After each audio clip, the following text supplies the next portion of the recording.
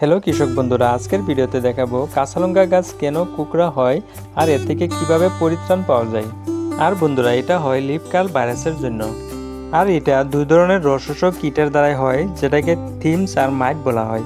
যদি থিপসের অ্যাটাক হয় তাহলে গাছের পাতা উপরের দিকে উঠে যায় আর মাইটের ক্ষেত্রে নিচের দিকে হেলে যায়। আর যখন দুইটাই একসাথে অ্যাটাক করে তখন গাছের পাতা বিচিত্র রূপ নিয়ে নেয় আর পাতা একদম কুকড়া হয়ে যায়। আর এই দুই ধরনের কীট হলো হোয়াইট ফ্লাই অর্থাৎ বগামাখি আর এপিড।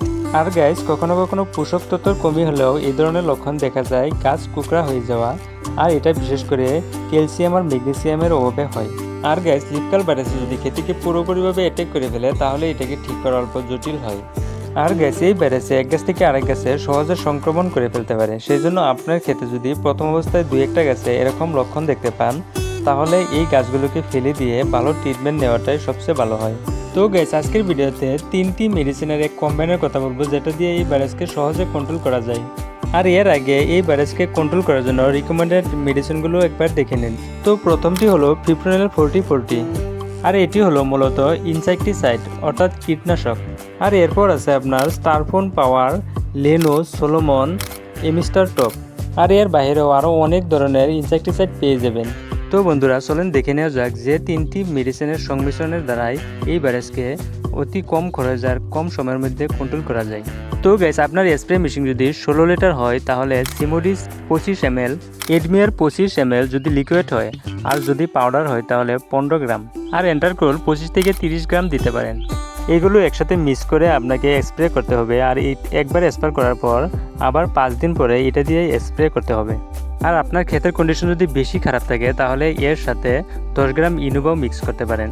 আর বন্ধুরা, স্ক্রিনে যে দেখছেন এই কাঁচা লঙ্কা খেতিটা আমি এবছরই করেছিলাম।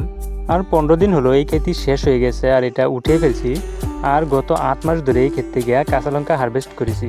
আর এখানে 1.5 বিঘা জমি কাঁচা লঙ্কা চাষ করেছিলাম। আর 1.5 বিঘা জমি থেকে 6 লাখ টাকা আয় হয়েছে।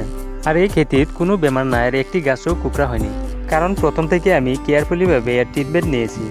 আর বন্ধুরা, একটি বিষয় ধ্যান রাখতে হবে, আপনার ক্ষেতে যদি ভাইরাসে পেয়ে যায় তাহলে আপনার ক্ষেতকে ফিরিয়ে আনা অনেক মুশকিল হয়ে যায়। সেই জন্য আপনাকে প্রথম অবস্থার পরেই ইয়ার ধ্যান রাখতে হবে।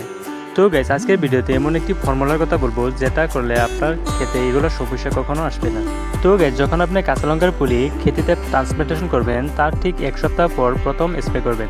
প্রথম স্প্রের সময় যে কোনো ফাঙ্গিসাইড যেমন সাপ আর এর সাথে ইকা বা ইনোভা 10 গ্রাম নিতে পারেন। আর ঠিক পরের সপ্তাহে সিমোডিস দিয়ে স্প্রে করে দিবেন। আর প্রতি 15 দিন পর পর সিমোডিস ইউজ করতে হবে, কিন্তু আপনাকে প্রতি সপ্তাহে স্প্রে করে যেতে হবে। আর মাঝের সপ্তাহে আপনি অন্য ইনসেক্টিসাইড ইউজ করতে পারেন, যেগুলো আমি ভিডিওতে আগে বলেছিলাম। আর এর সাথে সাথে আপনি প্রয়োজন অনুযায়ী ভিটামিন, ফাঙ্গিসাইড, হরমোন এগুলো ইউজ করতে পারেন। তো বন্ধুরা, ভিডিওটি দেখে যদি আপনার ইনফরমেটিভ মনে হয় তাহলে লাইক করবেন, কমেন্ট করবেন। আর এরকম ভিডিও নিয়মিত পাওয়ার জন্য দয়া করে চ্যানেলটাকে সাবস্ক্রাইব করে নেবেন। তো আজকের মতো বিদায় নিচ্ছি। সবাই ভালো থাকেন, সুস্থ থাকেন। খুদা হাফেজ।